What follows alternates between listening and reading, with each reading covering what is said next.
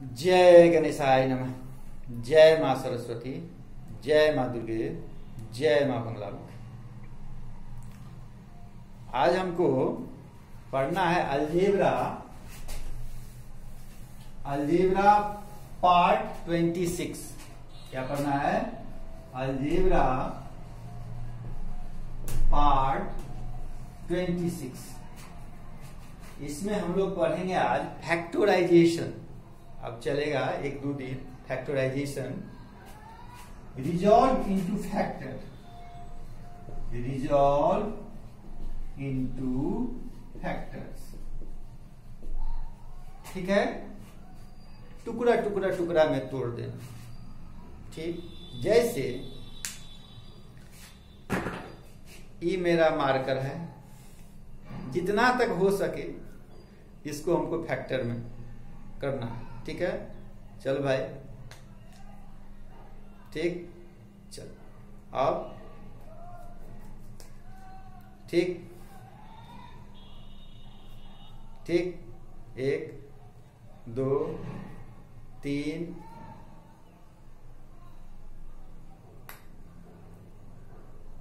नहीं, ये सब क्या हुआ? इसका फैक्टर नहीं। फिर सबको मिला देते हैं। क्या? इसको मिला दो।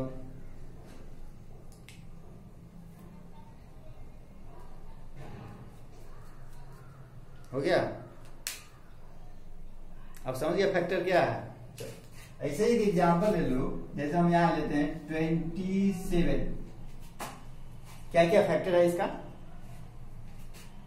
3 इंटू 3 इंटू 3। इसको बोलते हैं प्राइम फैक्टराइजेशन।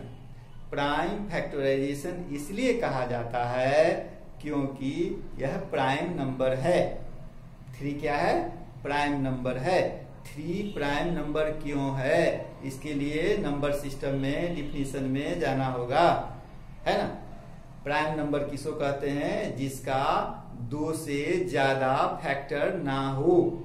तो 3 का 2 ही ने फैक्टर होगा, एक 1 और एक 3। इसके अलावा कोई फैक्टर नहीं है। इसका मतलब 3 क्या है? Prime number. इसी को यदि हम यहां लिखेंगे 3 इंटू 9, ये प्राइम फैक्टराइजेशन है? नहीं है, क्योंकि 9 प्राइम नंबर नहीं है। 9 कंपोजिट नंबर है। क्यों कंपोजिट नंबर है? क्योंकि कंपोजिट नंबर का डेफिनेशन कहता है जिसका 2 से ज्यादा फैक्टर हो वह कंपोजिट नंबर होगा। 9 का फैक्टर एक 1 है, एक 3 है, एक 9 है, इसीलिए 9 कंपोजिट नंबर है। यह प्राइम नंबर नहीं है, इसलिए यह प्राइम फैक्टराइजेशन नहीं हुआ। तो प्राइम फैक्टराइजेशन के लिए प्राइम नंबर ही चाहिए। ठीक है, चलिए अब आ जाइए। आप तो हैं अलजेब्रा में, अरिथमेटिक में तो है नहीं। क्या? अरिथमेटिक में नहीं है, अलजेब्रा में है। उसका कोई एग्जाम्पल लीजिए। इसका भी आप यूज किए हैं। कहां पर यूज किए हैं? स्टार्टिंग में ही जब कोफिशिएंट का काम पढ़ा था, नहीं पढ़ा था है? तो वहां इसका यूज किए हैं। जैसे एक ले लिए हम लोग 3ABC। क्या क्या फैक्टर है? किसको किसको मिलाइएगा? 3 into A into B into C। अलग अलग हो गया सब। आप कहिएगा कि हम ले लेते हैं 3 इंटू ABC। ठीक है, ये भी फैक्टर है, ऐसा नहीं कि नहीं है, ये भी फैक्टर है। 3A into BC, 3AB into C। लेकिन यहां जो आप पढ़ रहे हैं फैक्टर में, यहां आपको कॉमन लेना है। क्या लेना है? कॉमन लेना है। जो दोनों पार्ट में होगा वो क्या करना है? कॉमन लेना है। इसलिए उस हिसाब से आपको देखना पड़ेगा। ठीक है, चलिए अब हम आते हैं फैक्टराइजेशन में। हमको जैसे एक क्वेश्चन ले लो कोई, तब पता चलेगा। Resolve into factor. उससे पहले हमको ये देखना होगा कि कॉमन फैक्टर क्या क्या है। वही ना कॉमन लेंगे, हैं? चलो, क्योंकि फैक्टर के लिए, फैक्टराइजेशन के लिए तुमको क्या चाहिए? कॉमन फैक्टर चाहिए। जैसे यहां ले लो एक टर्म है 2a और दूसरा टर्म है 3a। हम पूछ रहे हैं पहले तो फैक्टर क्या क्या है। इसका फैक्टर्स है 2 इंटू ए, इसका फैक्टर्स है 3 इंटू ए। ये क्या हुआ मेरा फैक्टर्स, ठीक है। इसको ये भी लिख सकता है 2 कॉमा ए और 3 कॉमा ए, माने सब फैक्टर हुआ। चलो अब हम पूछ रहे हैं इसमें से कि कॉमन फैक्टर क्या है। ये दोनों में कॉमन क्या है, इसमें भी ए है और इसमें भी ए है, तो कॉमन फैक्टर हो गया ए। बात समझ गया क्या हो गया कॉमन फैक्टर ए। चलो आगे देखो, जैसे अगला क्वेश्चन हम लेते हैं 5x² yz और यहां पर ले लेते हैं हम लोग 15xy z²। ठीक, ये दो टर्म मेरे पास है, इसका क्या करना है, कॉमन फैक्टर लेना है। तो पहले फैक्टराइज कीजिए, तो 5x² yz के बदला हम क्या लिखेंगे 5 into x into y into z, ये ना लिखेंगे। चलो तो और इसके बदला क्या लिखेंगे 15xy z²। ठीक है, क्या लिखेगा इसको 3 into 5 into x into y into z into z. देखता है सामने सामने लिख रहे हैं, क्यों, क्योंकि हमको लेने में सुविधा हो। ठीक है, इसमें 5 दोनों में है, यहाँ x दोनों में है, यहाँ y दोनों में है, यहाँ z दोनों में है। यही इसका हुआ कॉमन फैक्टर। नहीं, क्या है common factor 5x y z। अब समझ गया बात, नहीं समझा? चलो एक और देखो, एक और देखो, जैसे हम ले लेते हैं 9m³ n² और दूसरा टर्म हम ले लेते हैं क्या 54m n³ ठीक है, क्या है कॉमन फैक्टर इसमें? तोड़ो पहले इसको 9m³ n² क्या लिखेंगे 3 into 3 into m into n into n into n into p लिख लिए। अब 54 के लिए क्या लिखेंगे m n³ p²। 9 6 जा ना क्या, तो 3 इंटू 3 हम ले लिए, एक तो 3 और एक तो 2 यहां भी ले लिए। अब तो हो गया 54 इंटू क्या है इसमें m है, सीधा m यहां रखो, n² है, n³ है ना, n इंटू n और p क्या है p² यानी p इंटू p। अब दोनों में देखो क्या क्या कॉमन है, ठीक, दोनों में कॉमन यहां पर मेरा 3 है, ये भी 3 है, ये m है, ये n है, ये भी n है और ये p है, यानी 3 into 3 into m into n into n into p, यानी 9m n²p। ये मेरा हुआ कॉमन फैक्टर। अब समझ गया बात? अब इसकी जरूरत क्यों है, क्या ऐसा क्यों किए, ठीक, बाद में भी फिर पढ़ना है, यहां तो थोड़ा सा बता दिए ना, HCF LCM इसका पढ़ना है, ठीक। इसके बाद चलिए अब हम आ जाते हैं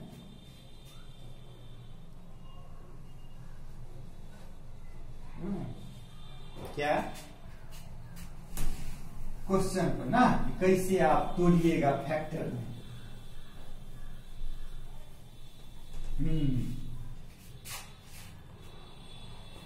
जैसे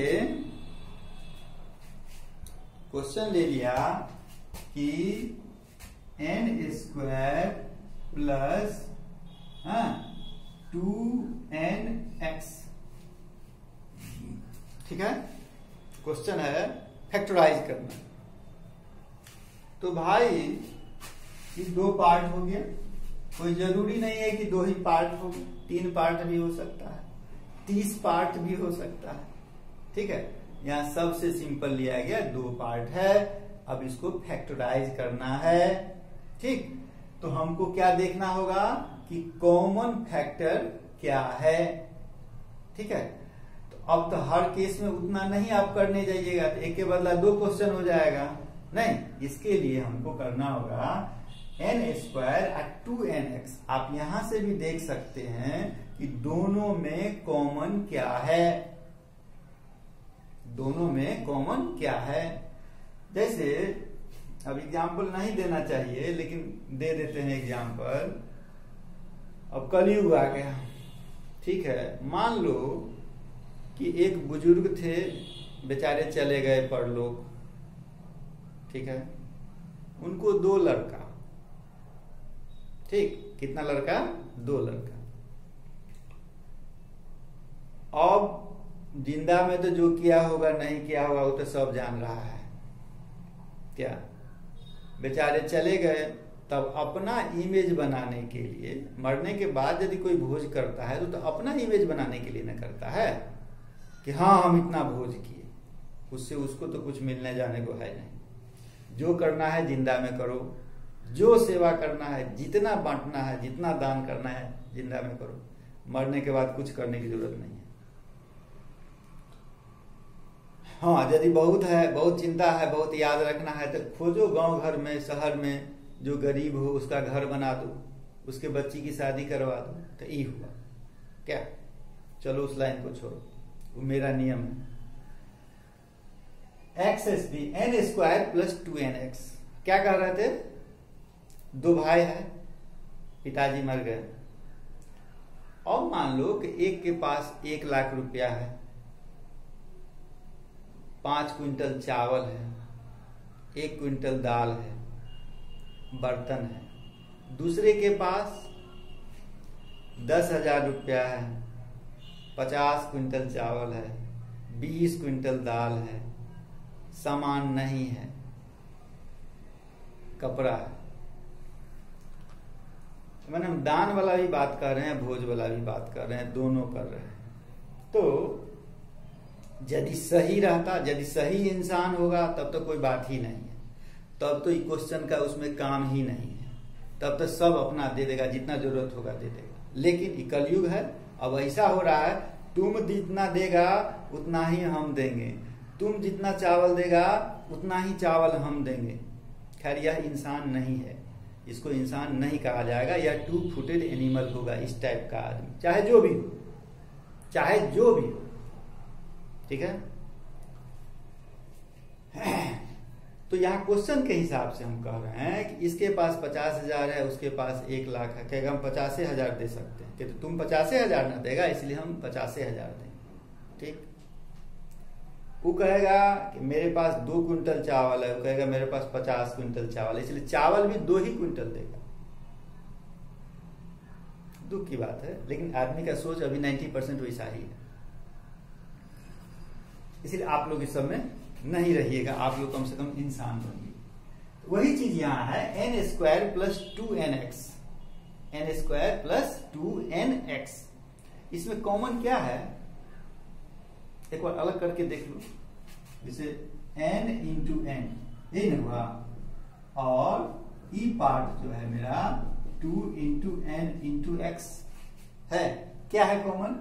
ये n जो है वह दोनों में है, यानी इतना ही से भोज होगा, चाहे जिसको जो खाना है खाओ।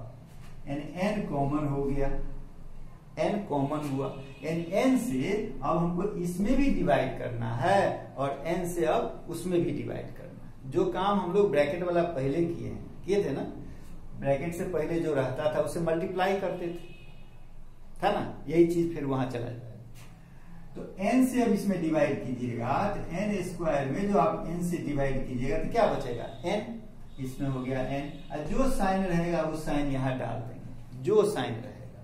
अगर 2nx, उसमें भी फिर आप n से डिवाइड कीजिएगा, तो 2nx में n से डिवाइड कीजिएगा तो क्या बचेगा 2x, यहां लिख दीजिए आप 2x। यही है फैक्टर। कुछ है इसमें? दूसरा क्वेश्चन देखो, जैसे 5m² प्लस 10mn, दो पार्ट, एक ई और एक ई, दो पार्ट। क्या कॉमन लेगा? अब तो सीख सकता है। तो पहला हमारा कहां जाना चाहिए नजर? डिजिट पर, नंबर पर। इसमें 5 है, इसमें 10 है। क्या हो सकता है कॉमन? 5, क्योंकि 5 1 जा 5, 5 2 जा 10, इसीलिए हो गया 5। यहाँ m² है, यहाँ m है, m² है, यहाँ m है, क्या लेगा? m। यहाँ n है, इसके पास नहीं है, उसका कोई मौजूद नहीं, बात खत्म। जो दोनों में कॉमन हो गया, अपने मन से एक ब्रैकेट डालना है। अब क्या करना है? इससे इसमें डिवाइड करना है। तो 5 से 5 चला गया, m² है m, तो कितना बचा? m, यानी इसमें बचा m। अब 5m से इसमें डिवाइड करना है, तो 5 2 जा 10, m से m चला गया, क्या बचा? n, हो गया 2n। यही तो फैक्टर है। समझ गया? अब देखो एक और ले लो, मान लो कि 2 से ज्यादा टर्म हो, जैसे हमारा है 3x³ plus 6xy minus 9xy²। 3 term है, ये 3 भाई है बेचारा, ठीक है? 3 भाई है। क्या लेना है? Common factor. सबसे पहला नजर किस पर? डिजिट पर, नंबर पर। ये 3 है, ये 6 है, ये 9 है। क्या हो सकता है कॉमन? 3। 3 से लगेगा तीनों में, एग्जैक्टली डिविजिबल है, हाईएस्ट है 3। x³ x x, क्या x है कि जो तीनों दे सकता है, x है जो तीनों दे सकता है। अब y² वो दोनों के पास है, इसके पास नहीं है, सबके पास रहना चाहिए, तब हुआ। बात खत्म। अब 3x से इसमें डिवाइड किए, कितना होगा? x²। 3x से इसमें डिवाइड किए, क्या होगा? 2y। 3x से इसमें डिवाइड किए तो कितना होगा? 3y²। अब समझ गया फैक्टराइजेशन?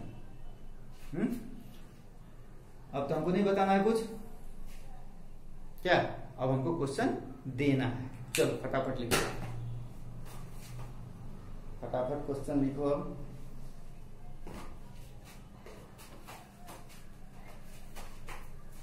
जो समझाना था हम समझा देंगे, कि अब तुम लोग बनाएगा।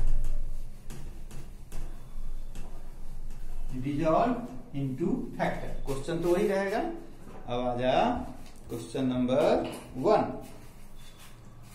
क्वेश्चन नंबर 1 है y² प्लस ay। अब कहेगा तू कि हम आंसर कहां से मिलाएंगे? आंसर मिलाने की जरूरत ही नहीं है।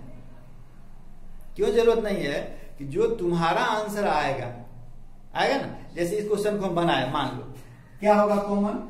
y कॉमन हो गया, तो क्या बच गया? y plus a। यही ना हमारा आंसर है। अब तू कंफ्यूजन में मेरा सही है कि गलत है? रे भाई सही है, अगर तुम इसको मल्टीप्लाई कर लो, मल्टीप्लाई करके देखो उतना आ रहा है, सही है, नहीं आ रहा है, गलत है।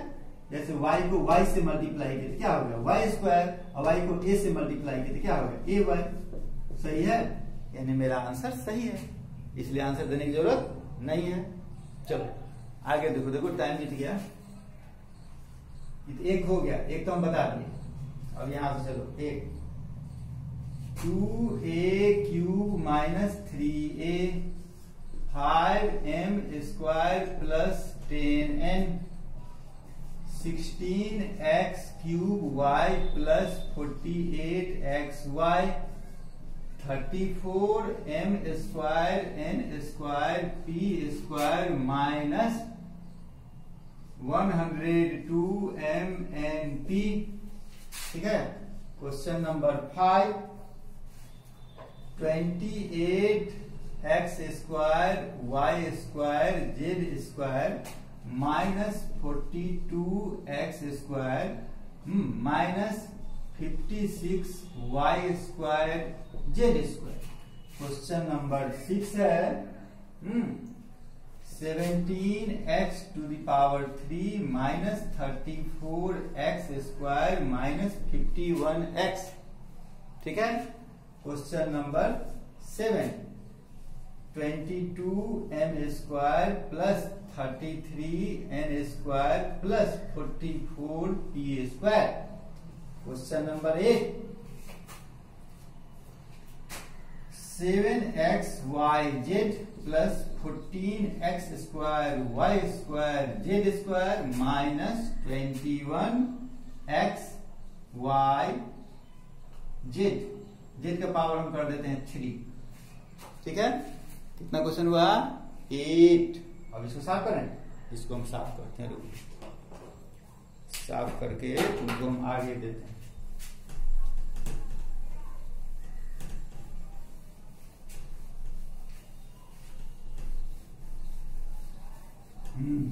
चलो अब आगे है question number 9 2p square 2p square s। ठीक है। Minus 3r square s minus 6rs। बस। ठीक है।